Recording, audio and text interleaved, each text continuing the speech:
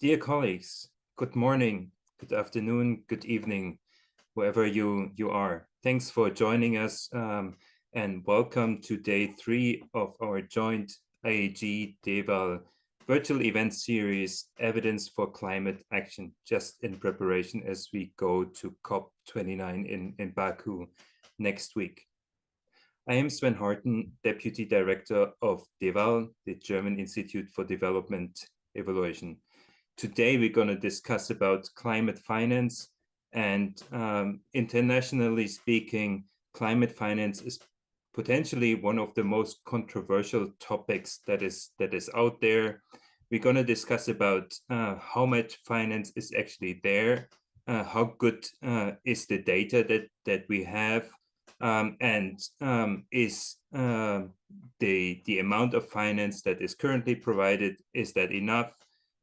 But even more so than just pure numbers, we're going to discuss about the quality of finance and who can access this.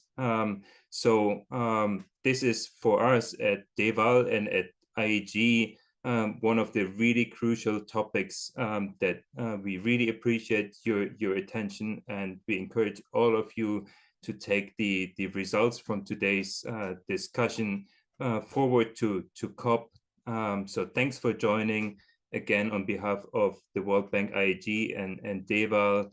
And I'm going to hand over to Alper, Dincer from EBRD, and to our great presenter and panelists.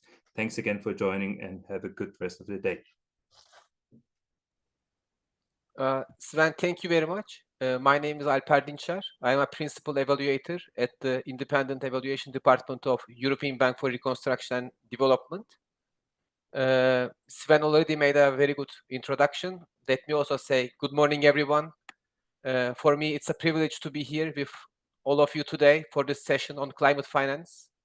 As Sven said, this is a topic at the heart of upcoming COP29, and most likely this will shape climate action in the years to come. As we know, addressing climate change requires not just ambition, but also resources to match. Today, we will talk about the landscape of climate finance, where the funds are coming from, who can access them, and whether they are reaching those who need them most. We'll also explore distributional aspects, equity, looking at whether climate finance is directed towards those who are most vulnerable and sectors with greatest mitigation potential. Before proceeding, please let me encourage you to broaden this conversation beyond this virtual room. I encourage you all to live tweet any key takeaways using the hashtag evidence for climate action 4 in numbers. Let's ensure that these insights reach as many people as possible. To start, I'd like to introduce our participants who bring a wealth of experience and insights to our session. Our presenter is Thomas Wencker. He is a senior evaluator at the German Institute for Development Evaluation. He will share his research on the volume, distribution, and alignment of climate finance. Then his presentation will be followed by our panelists. Marit van Zomeren, she is a strategist and research coordinator from the Ministry of Foreign Affairs of the Netherlands. Neha Sharma, she is the results-based management knowledge and learning lead at the Adaptation Fund. And Andreas Reumann, he is the head of independent evaluation unit at the Green Climate Fund. Each of them, I believe, will bring unique perspectives and experiences on climate finance. And I am thrilled to have them with us for this important dialogue today. Now, Thomas, the floor is yours.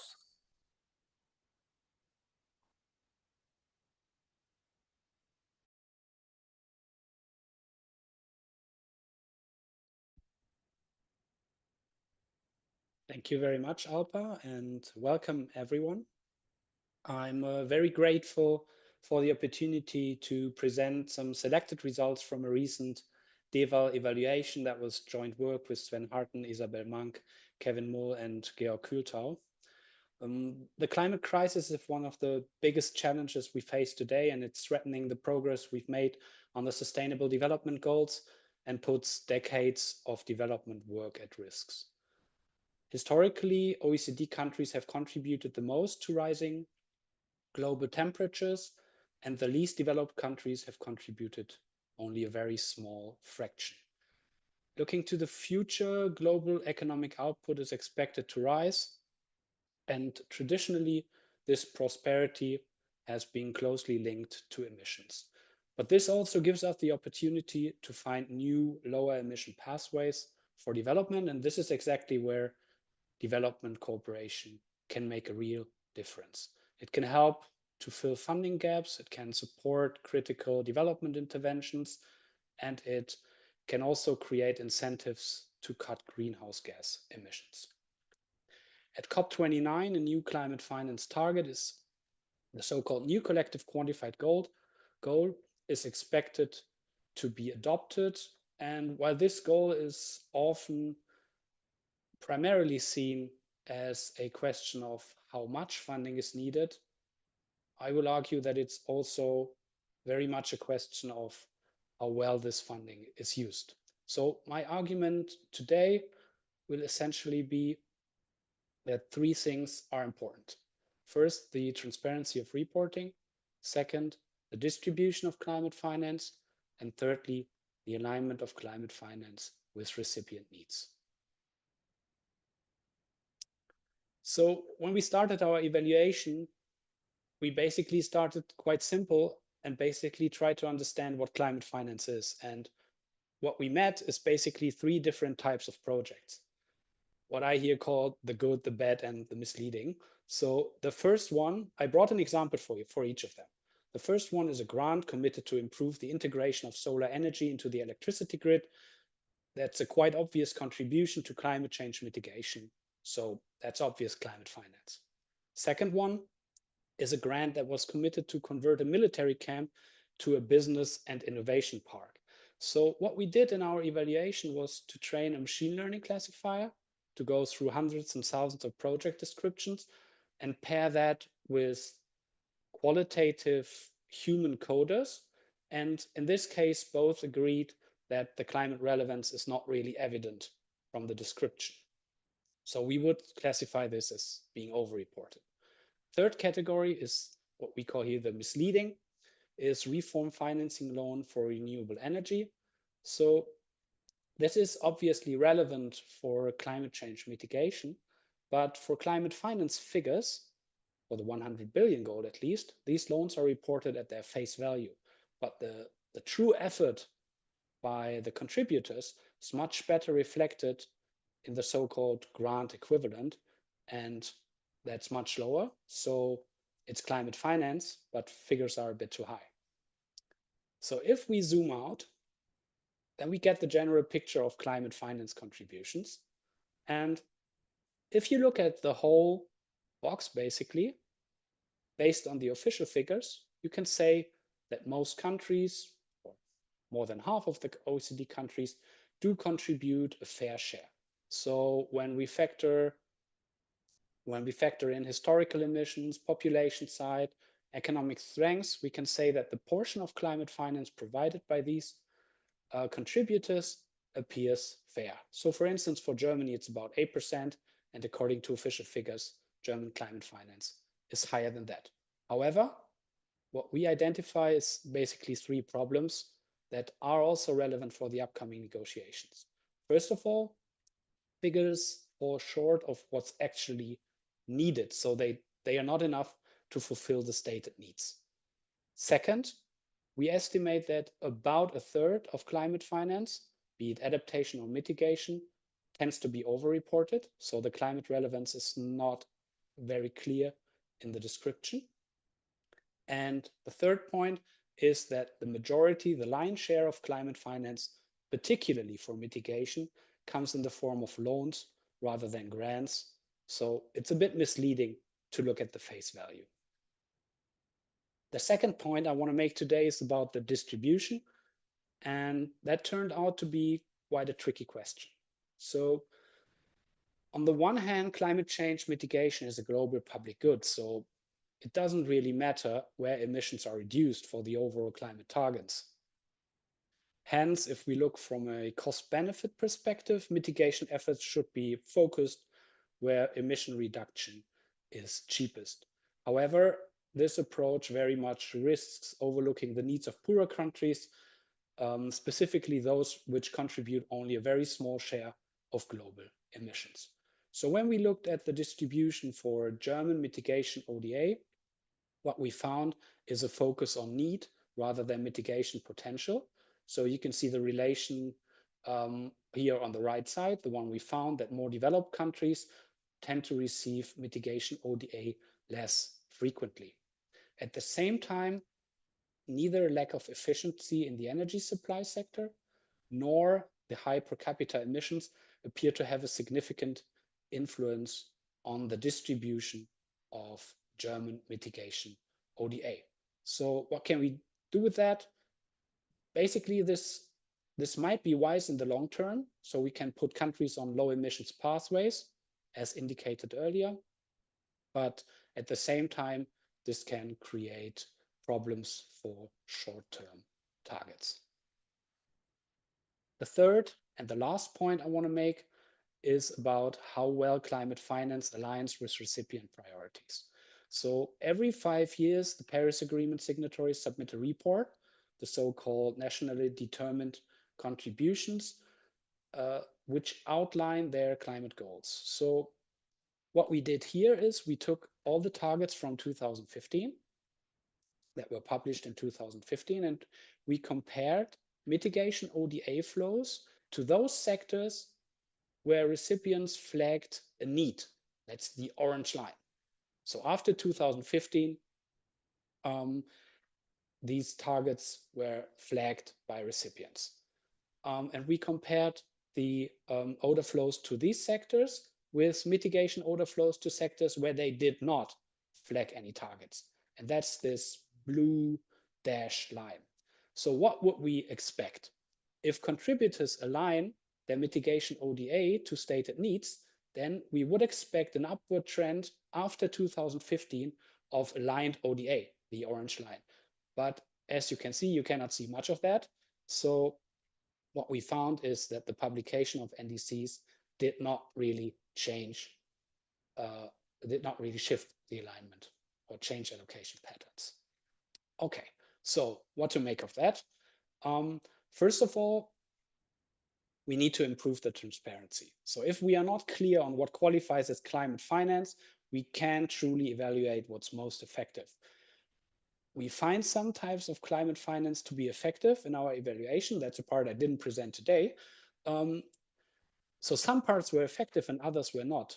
But this might also be because we are comparing apples and oranges, or the good, the bad, and the misleading. So transparency in reporting is very essential for evaluation. Next, we need to address the really tough questions around distribution and alignment. So first, funding should be aligned with the priorities of partner countries, so that probably increases effectiveness through ownership. And if alignment becomes a key metric for the new collective quantified goal, this may also contribute to more ambitious quantitative targets at COP29 and even beyond. But given that the available funds will remain limited, we need additional criteria for distribution. What we've heard is a purely efficiency-driven approach is not really realistic, nor is it without risks. It could even violate the do no harm principle if negative impacts arise. But what we could do is emphasize mitigation potential a bit more prominent with an eye to more short-term targets, especially for those projects that are directly focused on reducing greenhouse gas emissions. Thank you very much.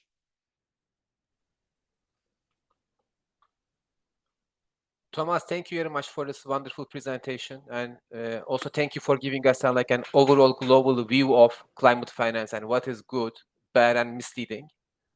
So now I would like to turn to Marit, and then maybe we can focus on like a country example in terms of climate finance, zooming in to a country from this global perspective that Thomas presented. Marit, it's in the Dutch experience in Netherlands, did Dutch finance for climate action in developing countries reach its goals? Thank you, Alper. Well, let me first explain what we examined. Indeed, we did an evaluation of Dutch climate finance, so support for climate action in developing countries in the period up and until 2019. And then we did an update for the period up and until 2022. And overall, if we talk about the numerical objectives, the Netherlands came quite a long way to reaching its objectives. One of the aims was to reach a so-called fair share. Thomas mentioned it. It was an informal objective, but still, that was to contribute about 1.25 billion euros a year around the year 2020 each year. And that was indeed achieved. And half of that was from public sector finance and half of that was from private sources mobilized by public finance. That was indeed also an objective to mobilize as much private sector finance as possible. But more importantly, perhaps, did this money achieve the countries and the people that it was intended to reach? Well, we looked at low-income countries and least developed countries because the Netherlands had poverty reduction as an overarching policy objective.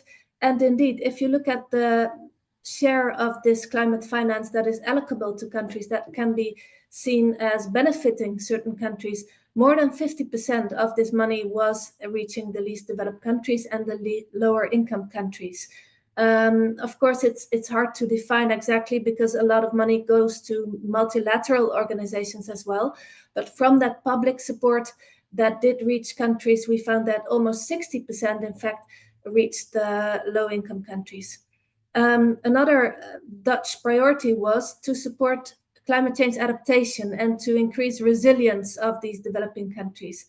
If you look at the contribution of the portfolio, indeed, more than 50% of this money went to adaptation for climate change.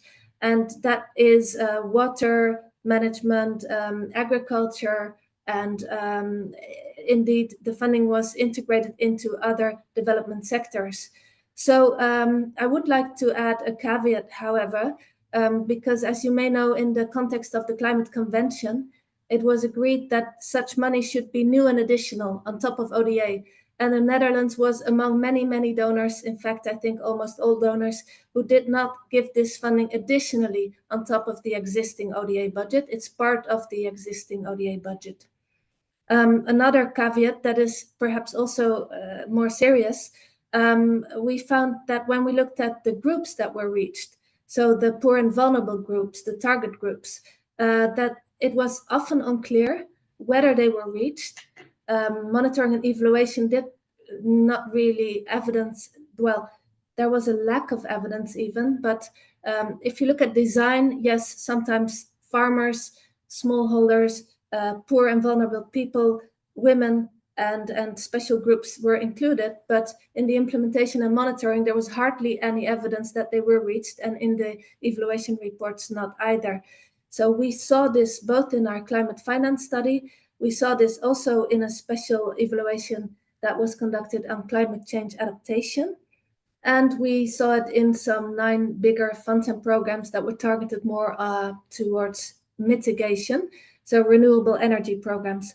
So indeed, did the money did the Dutch finance reach its objectives? Well, in certain aspects it did, money-wise it did, but it was unclear, or it was likely that these poor and vulnerable groups were often not reached, and often they were also not involved in the planning and in the implementation. So perhaps I can come back to this in the second round, because I think indeed the reaching of marginalized groups, that's an important topic when we speak about resilience to climate change. Thank you. Many thanks for this very insightful contribution. You, I mean, you are bringing the experience from this Dutch bilateral climate finance perspective, but you have also briefly mentioned multilateral climate finance, and for that I would like to turn to Neha, who has indeed lots of experience in this multilateral climate finance space in the last decade.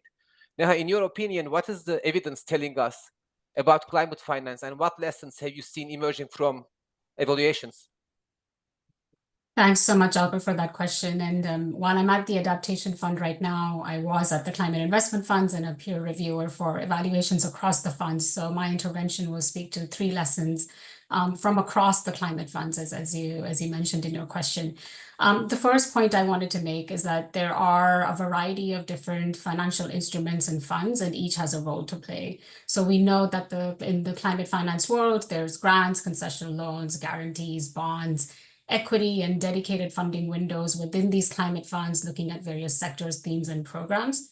Evaluations are showing that all these instruments have a role to play, just given the magnitude of the challenge and the scale of the impact that is needed at multiple levels, so global, national, regional, local. There is evidence that these instruments have been growing clean markets, they've been pushing forward the green agenda, they've been assisting countries in building resilience, but there's no one-size-fits-all approach. So a diversity of approaches and instruments is a good thing. At the same time, we know that the climate finance architecture has been growing in size with new funds. There are some estimates that there are over 100 climate funds at play here. This poses a challenge because it really increases the complexity of the climate finance architecture. There's been some really positive steps to manage that complexity. So for example, the 4 big multilateral climate funds, the GCF, the CIF, the Adaptation Fund, and the GEF, have been collaborating to make access to their finance easier, putting information out there. There's a huge effort on the results management side to make sure that there's common taxonomy, common impact assessment frameworks. So there is a lot of efforts to try and make this access and management and monitoring easier for the countries. I'm also aware that the philanthropic sector has been coming together with platforms to make sure their disjointed efforts are being done in a coherent way, that their efforts are not disjointed and are being done in a coherent way. So I think this idea that multiple players and partners need to contribute towards the same objectives. And while these instruments and funds are relevant to make sure that there's fundamental shifts in systems and structures, is really a positive thing that's coming from the evaluations. We just need more of it. The second point I wanted to make is about the role of the private sector. And across the funds, the evaluations are finding that private sector investments have not panned out in the way desired or envisioned in these programs. There are estimates by the IMF, for example, that there's 210 trillion financial assets that sit across the firms around the world. That's double the global GDP of the world. So that's a huge number. We cannot ignore it, and we need to leverage it for climate finance. And the diversity of instruments that I mentioned before will have a role to play. But also we need to look at strengthening policies and capacities, increasing investor confidence, managing debt. And I think public institutions, MDBs, climate funds will have a role to play in de-risking these investments. Some of the key lessons coming from evaluations include the need for better data and integration of climate risks into financial assessments. I think the evaluation units can play a big role here. And then, of course, regulation to make the private sector behave differently. So the second big sort of lesson coming from evaluations is about the need to leverage new financial instruments, form strategic partnerships, and enhance regulation to mobilize private capital at scale. The third bucket of lessons, and the last one I wanted to highlight, though there's so much more we could say, but now I'm at the Adaptation Fund, so I do want to emphasize the need for adaptation finance and the focus on the most vulnerable groups.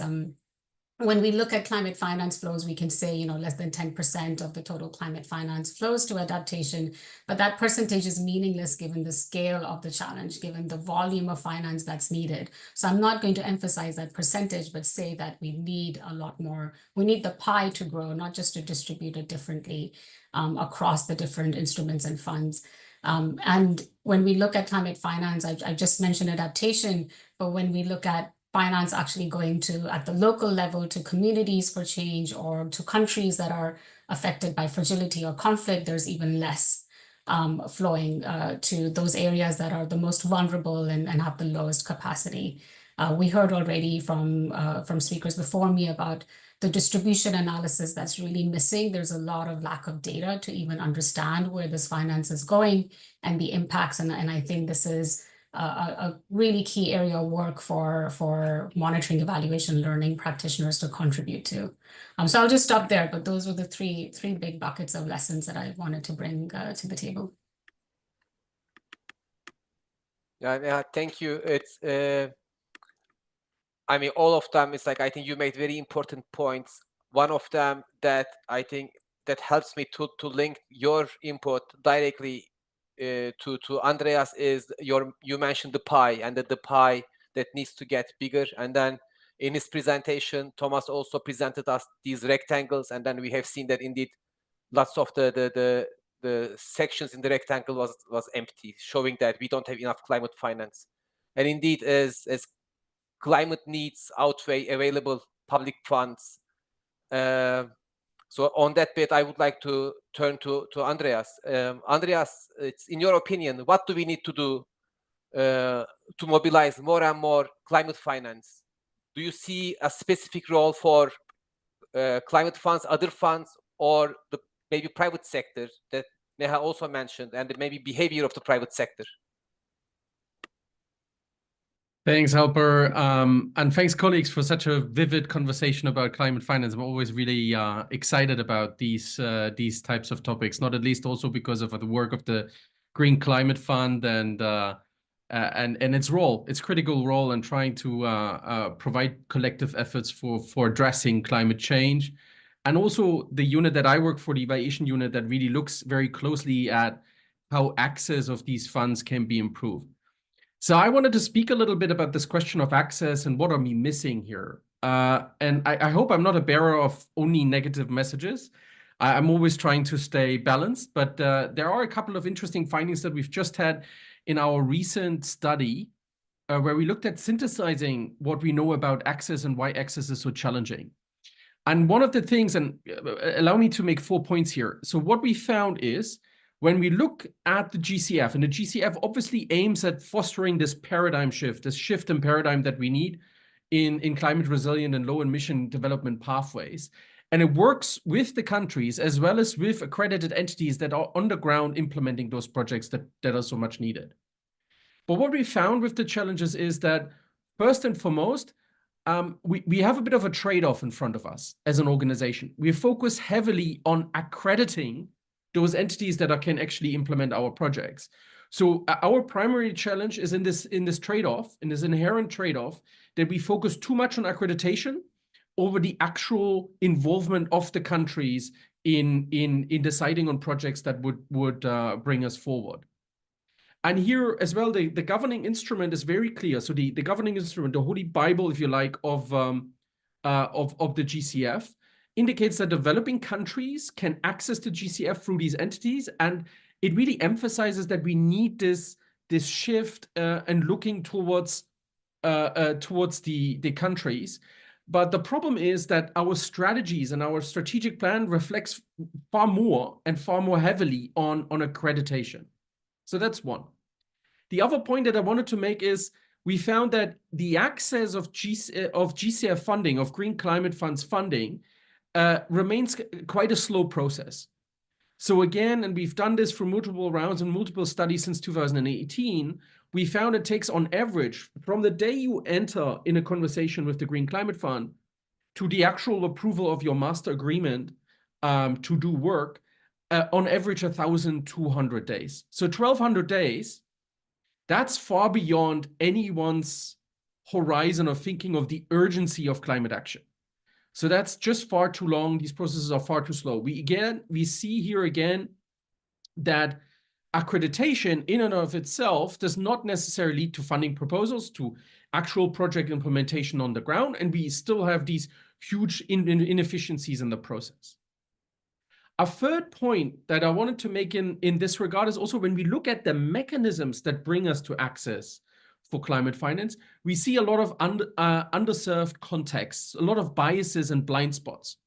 So we've also done our regression analysis to think a little bit about coefficients and correlations that we can see with regards to access.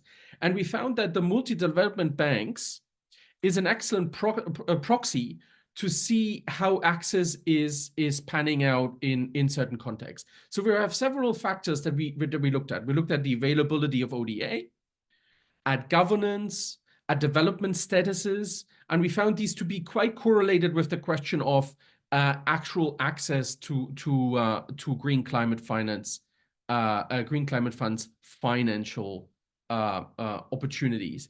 And there's a less strong correlation with social governance, readiness of a country, which shows us actually there's very little correlation between this question of vulnerability. And that I've heard Marit saying this in the same direction. We're very concerned because vulnerability is at the center of this question of how can we address climate concerns, in particular vulnerable contexts, because those needs are the most urgent ones, right? So we here have a lot of blind spots that we still need to look at, and we also see that multilateral development assistance and its inherent strengths and weaknesses are just reproduced in the mechanism of the GCF, right? So that's my third argument. The final argument that I have in terms of the challenges that we see and observe is that the GCF and the Green Climate Fund as such is heavily influenced by the international financial architecture.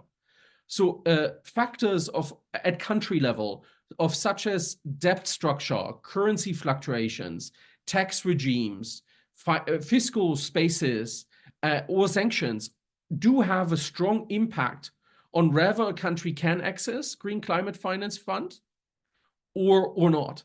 And to us, we're looking at the GCF as well and through this lens, and we find that the GCF remains largely agnostic to these factors. It lacks the institutional engagement with these international finance architectures out there.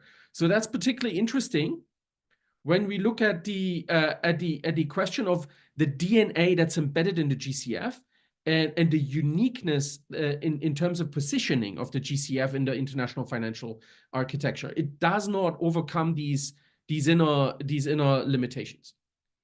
So these are the four challenges, and just to mix them up a little bit and not be too negative, allow me to just ask, why is this access so challenging? So why have we seen these challenges?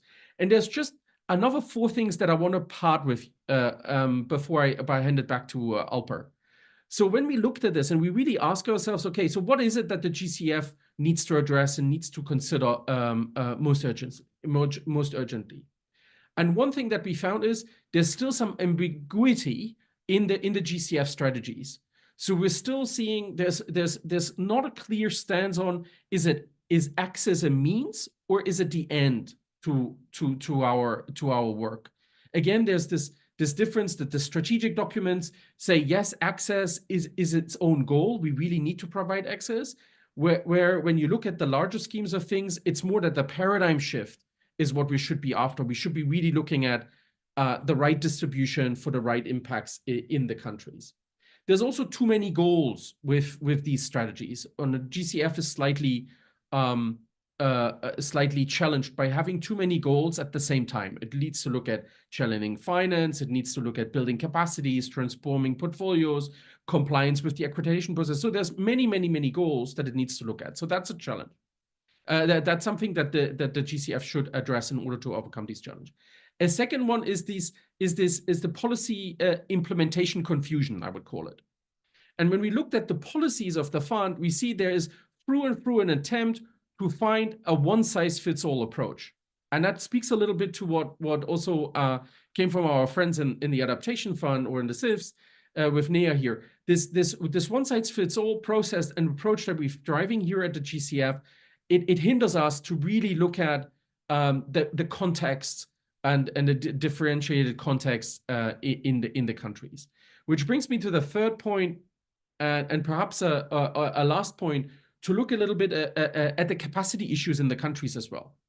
So we as highlighted in several studies that we've done before, entities often lack the legal capacity and face implementation challenges when the point comes, when the rubber hits the road, when the projects are being implemented.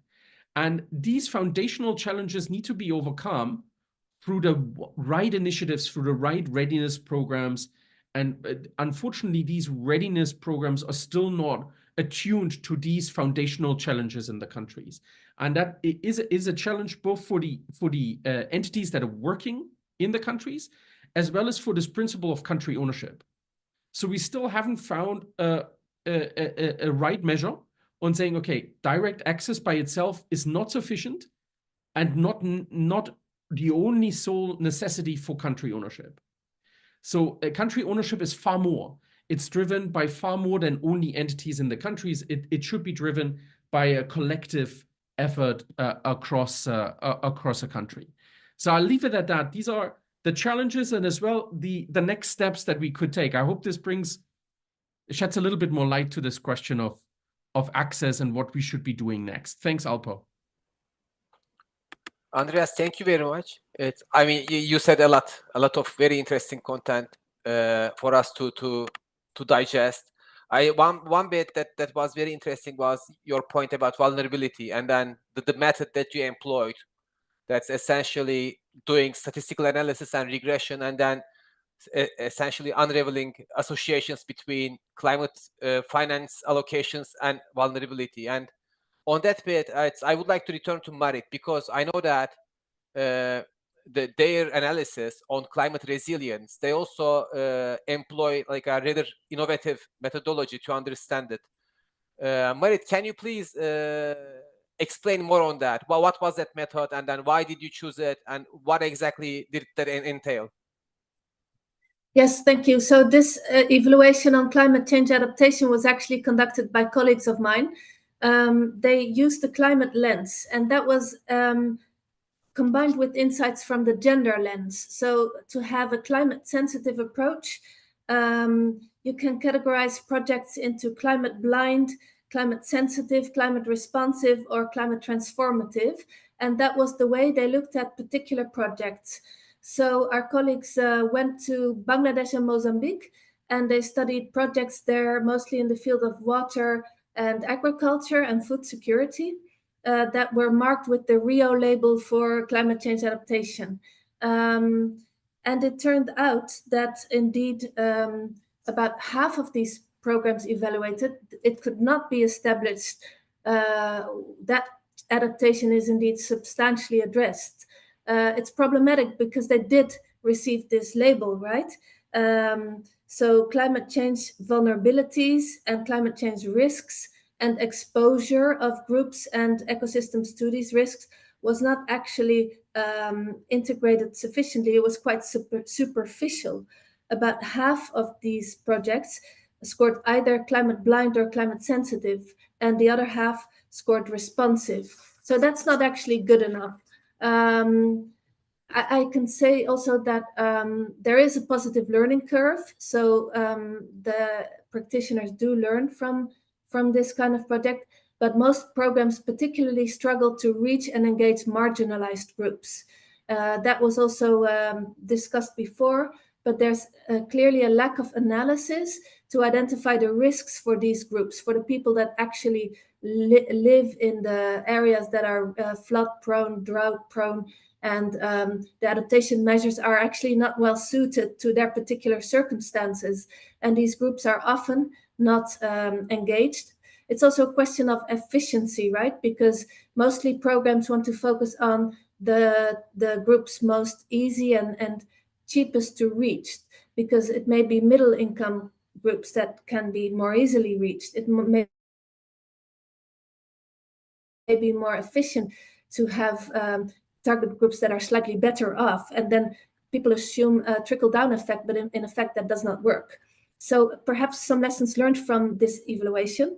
There were some projects that were more successful in promoting climate change adaptation and resilience among marginalized groups, and they took into account an inclusive and participatory approach. So they did engage the vulnerable populations and the people involved.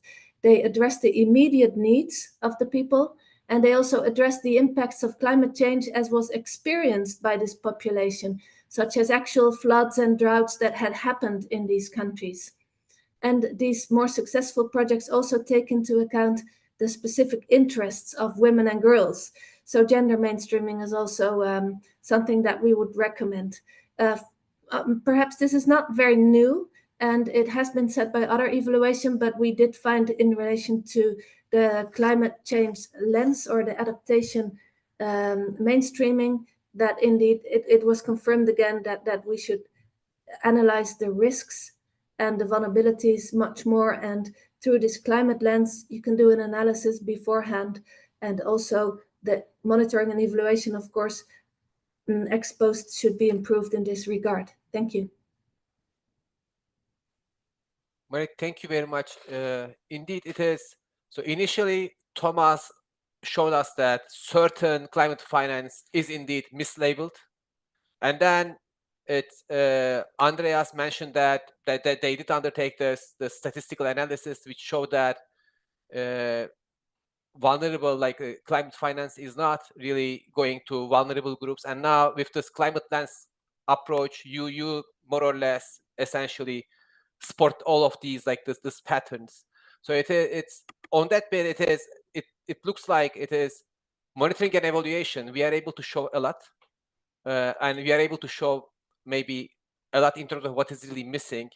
Is that, but are we really able to support like the decision strategy in terms of climate finance? And on that bit, I would like to return to Neha. Neha, it's you mentioned that you had this experience in climate investment fund and then now adaptation fund. I mean, what is really good and bad with monitoring and evaluation? Are we really helpful? We're trying to be. There is a road ahead for us as well. I think the traditional role of evaluation, monitoring, evaluation, learning, which I'll just call MEL, is that we were tracking impacts. But I think in the climate domain and development largely, but I think there's an enhanced role for the MEL function, and it needs to increase, for example, enhancing the access to finance, ensuring the collaboration among partners, advocating for more climate finance, and drawing links between development and climate. And I think these are areas where we are beginning to play a role. We should be playing an enhanced role. We shy away from being advocates, but I think there's no such thing as being fully objective. We need to make sure our biases are towards that common and positive goal.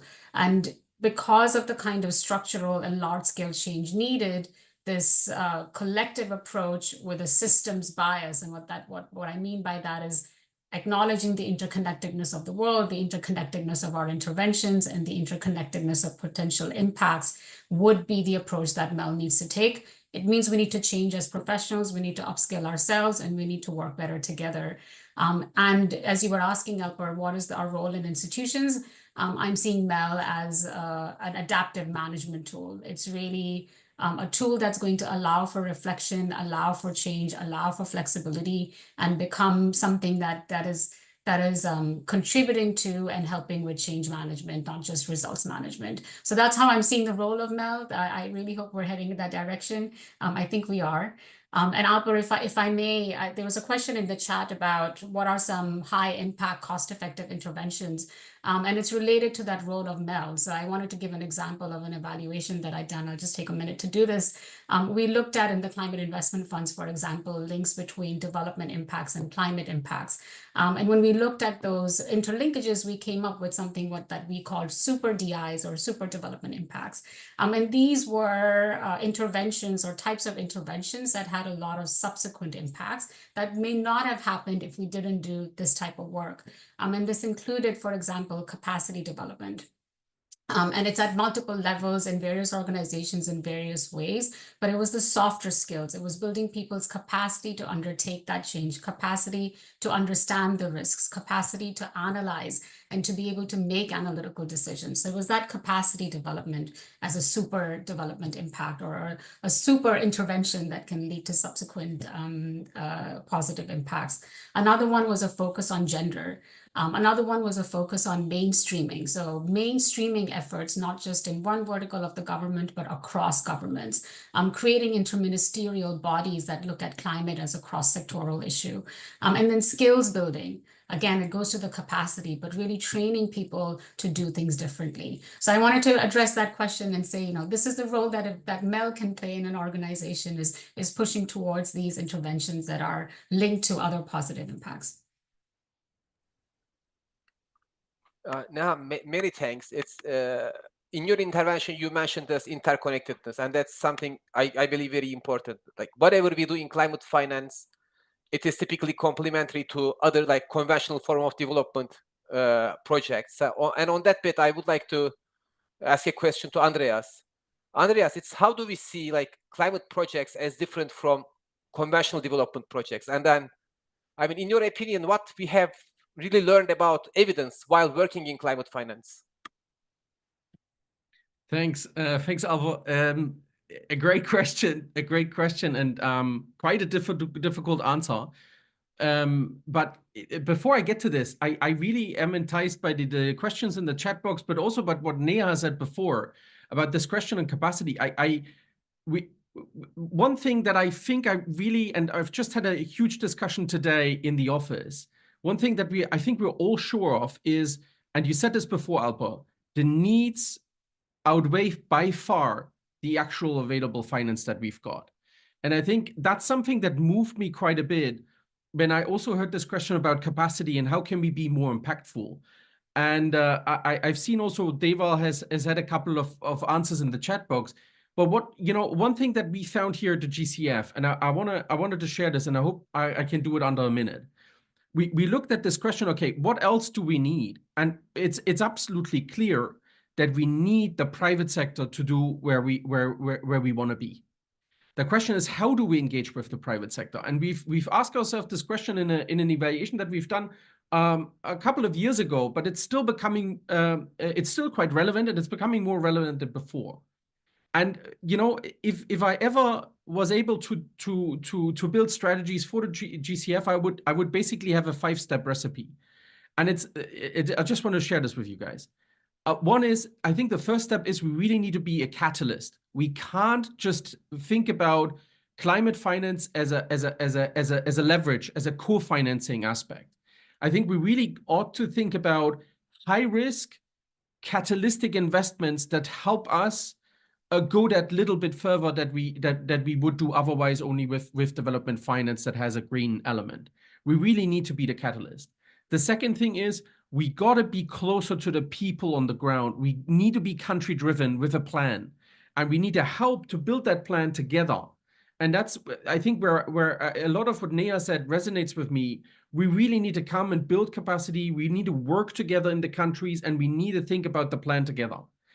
And that is also an element. We also need to build capacity for policy. Very, very often in climate projects at the GCF, we found that the enabling environment is key to be successful. And most often we don't have the policies available in the countries, the regulatory reforms that need to take place in order to do better energy solutions, to do better ecosystem service solutions, to do better water projects, right? So another thing that we need to do together with the private sector as well is to get that understanding through that we need to build capacity for policy together with the private sector to bring the private sector to that table to look at readiness and how can we get countries ready to look at the regulatory frameworks that are needed.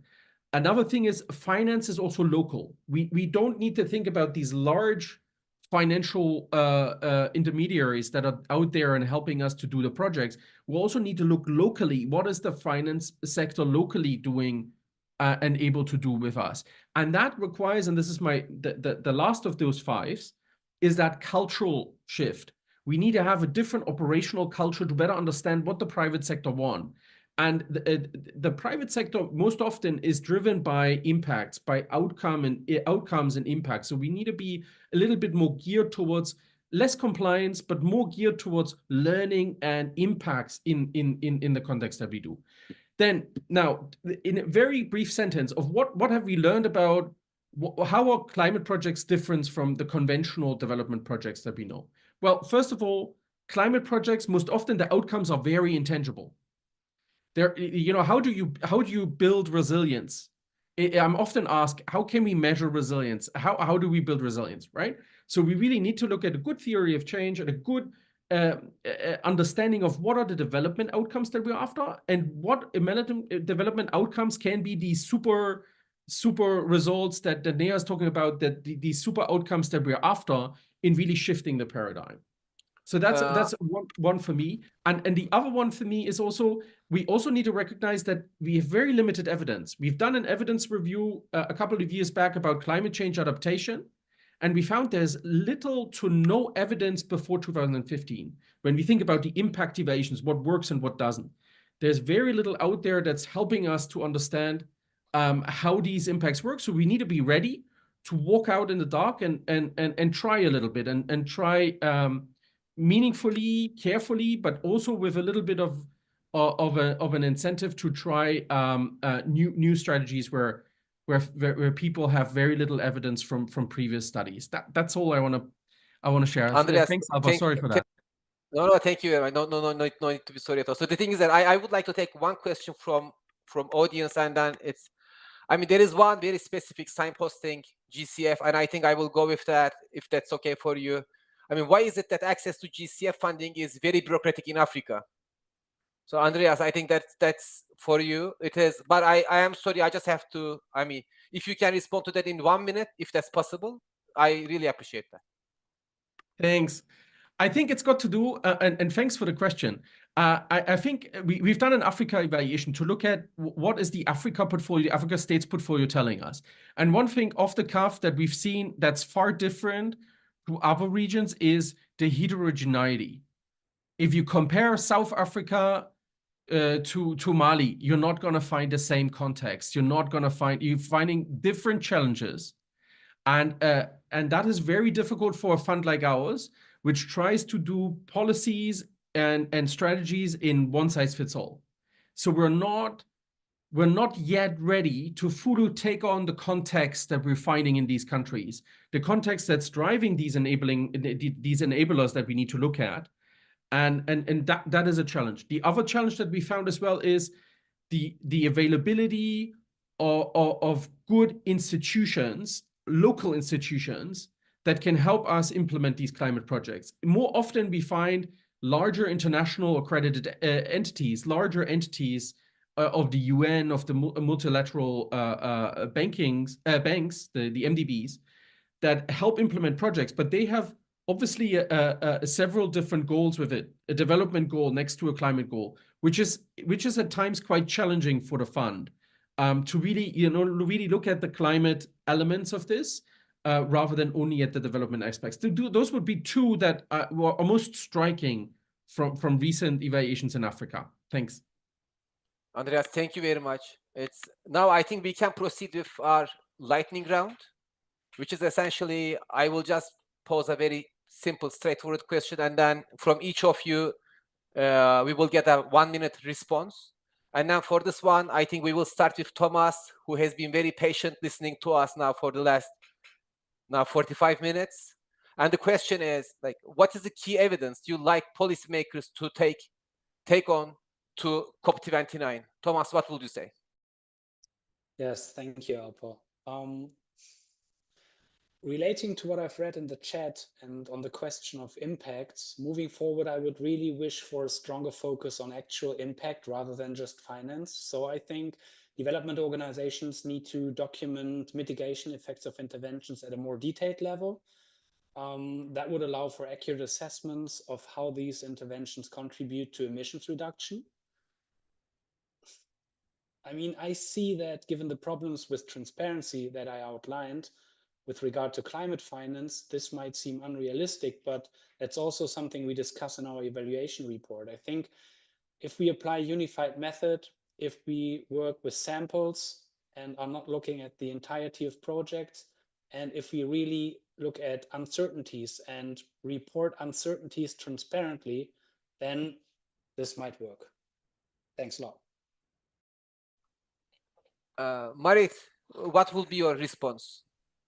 Thank you. Yes, well, my first point was actually also impact, because I think it's crucial to focus on the impact of the interventions to address actual needs and engage the target population. For this, you need an analysis of the actual risks and the vulnerability. I do have a second point, however, because the speakers before me spoke about private sector finance mobilization and leveraging. Well, in our study, we also looked at blended finance. I didn't speak about that, but indeed, it's very important to leverage all other financial flows, because it will not be enough to simply use public sector finance. But we do have to make sure that this money is additional, financially additional, and also adds development impact. So that will be my message. Thank you. Marit, thank you. Neha, I would like to, I would like let you respond to the question. Thanks so much, Alper. And I think the key message I wanted to share is this need for a focus on systems change where multiple partners are coming together to contribute towards the same objectives.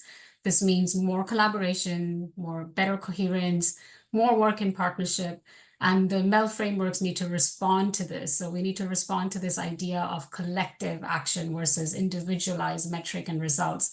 And Alper, if I may take the liberty of taking 30 seconds to answer a question in the chat, which I thought was very interesting, which was about systems. So there's a question about what systems need to change and what systems does an organization need to do this.